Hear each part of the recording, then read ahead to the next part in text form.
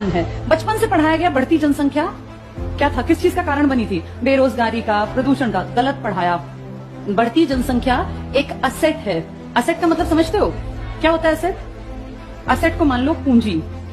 अपने आप को देखो, तुम सब अगर नौकरी लग जाओ, मान लो तुम घर में 2 भाई बहन हो, 3 हो, तुम्हारे पिताजी कमाते हैं महीने के 50,000, आधों के 20,000 कमाते होंगे, कोई हो सकता है 10,000 का भी काम चलता हो, कोई बड़ी बात नहीं है, इतना ही है हमारे इंडियन घरों में।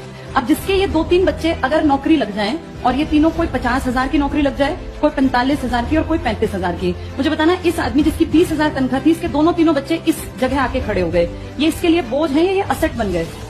तो पूरा भारत क्यों नहीं असेट बन सकता? ये चाइना 1950 में हमारे बराबर था। आज आप जब मेडल्स की लिस्ट देखते हैं तो हर चीज में ये आगे है, टेक्नोलॉजी में, सामान में। आपको पता है ना, जो ये ओलंपिक हुए थे इसमें भी टॉप में था, पता है ये बात तुम्हें? अमेरिका, चाइना टक्कर लेता है, ये सारे ताकतवर देश, और आप सबसे नीचे की लिस्ट में। तो भला हो लास्ट डे जो ये 7 अगस्त को बेचारे नीरज चोपड़ा की मेहनत रंग ला गई, ये तो तुम्हारे देश में था ही क्या? गोल्ड तो 0 था हमारा।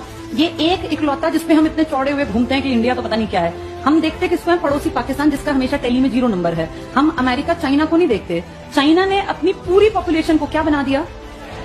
इसने ये सोचा जब जनसंख्या ज्यादा है ना, तो हर एक आदमी कीमती होना चाहिए। मेरा हर इंसान जो इस देश में है, या तो वो खेल में निकल जाए, या वो प्रोडक्शन में आगे निकल जाए, मैन्युफैक्चरिंग यूनिट में, या वो बिजनेस कर ले, या वो अच्छी नौकरी कर ले। हमने क्या सोचा? बचपन से मुझे याद है हमेशा पढ़ाया गया, बढ़ती जनसंख्या एक अभिशाप है, बढ़ती जनसंख्या से बेरोजगारी बढ़ती है। यही पढ़ा ना, बचपन से दिमाग में ठूस दिया कि बढ़ती जनसंख्या बोझ है। चाइना ने अपने हर बच्चे को सिखाया कि हर किसी को असेट बनना है। जो हमारे साथ, तुम्हारे साथ जो बच्चे बड़े हुए ना, वो चाइना में तो पॉजिटिव चीजें सोच के बड़े हुए, और हमारी पीढ़ी ये सोच के कि बढ़ती जनसंख्या, तभी तुम पीछे रह गए।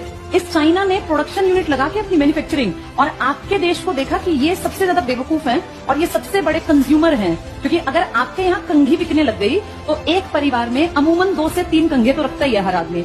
आपका देश है 150 करोड़ का, तो आप सोचो हर परिवार में कितने परिवार होंगे, और वो सब कंघी बकवास बात होती है, लेकिन इसके पास करोड़ों रुपए गए ना आपके, और किस चीज के लिए? जिसकी कोई वैल्यू नहीं। इसने आपके देश को डंपिंग का बाजार बना लिया। डंपिंग का मतलब होता है, इकोनॉमिक्स में एक टर्म है। शुरू में इसने आपके देश में कदम कैसे जमाए? आपके यहाँ एक पॉलिसी आई थी LPG, liberalisation, privatisation, globalisation.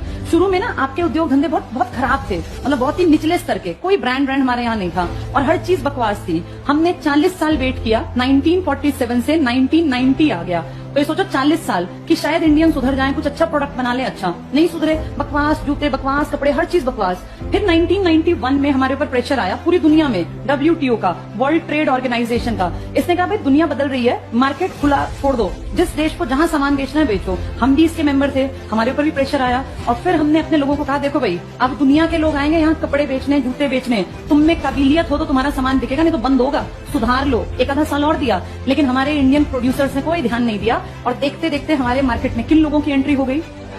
China, America, European country, Australia, Germany, Britain. और जब इनका सामान आया ना, तो इनके सामान की क्वालिटी बहुत हाई थी और आपके सामान की क्वालिटी बिल्कुल बेकार। तो अब जो अच्छा, इन्होंने एक चालाकी और की, इन्होंने अपने सामान की उस टाइम कीमत क्या रखी? बहुत। इन्होंने सोच लिया कि हमें नुकसान हो जाए, लेकिन इन इंडियंस को हमारे सामान की आदत पड़नी चाहिए। एक बार ये आदी बन गए ना, फिर ये हमारे ग्राहक हैं जिंदगी भर, और इनके अपने बिजनेस फ्लॉप हुए तो हमारा ही सामान बिकेगा। आबादी बहुत बड़ी है। अब सोचो अमेरिका किसी 50 लाख की आबादी वाले देश में बिजनेस करे तो उसका कितना बिजनेस चलेगा? सब खरीदे तब भी कुछ नहीं बिकेगा। आपके देश में अमेरिका का कोई सामान बिकने लगे तो आप कितने करोड़ प्लस लेके बैठे हैं? अब 150 करोड़। अगर अमेरिका को 1-2 साल, जियो की तुम्हें ट्रिक समझ में आती है? जियो ने क्या किया पता चला तुम्हें? क्या किया जियो ने? पहले सस्ता फ्री, पहले सबसे पहले फ्री से क्या हो गई? लोगों को आदत पड़ गई।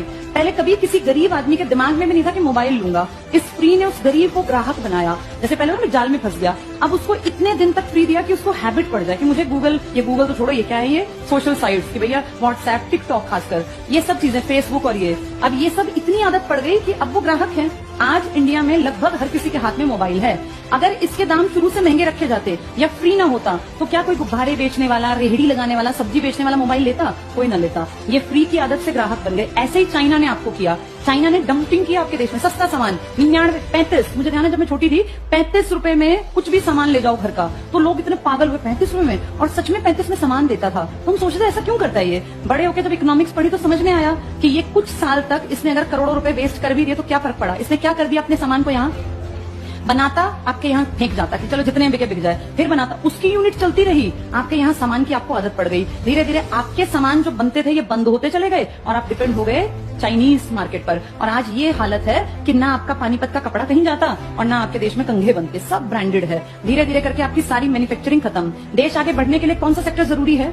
मैन्युफैक्चरिंग। इसीलिए आपका देश रोज और गड्ढे में गिरता जा रहा है। अब कोई भी सरकार है, सब झूठे हैं। आम आदमी पार्टी है, मोदी जी हैं, या फिर अपने ये राहुल गांधी, ये सब बकवास कर रहे हैं, सब दिखावटी बातें करते हैं। रियलिटी इकोनॉमिक्स ये बताता है कि जब तक भारत में मैन्युफैक्चरिंग यूनिट्स बहुत ज्यादा नहीं बढ़ेंगी तब तक आपके देश की प्रगति नहीं हो सकती। और किसी को मतलब नहीं है मैन्युफैक्चरिंग से, सबको अपने पेट भरने से, अपनी जेब भरने से मतलब है। तो जिस दिन ये फैक्ट्रीज और ये सब दोबारा लगेंगी ना, तब देश आगे बढ़ेगा।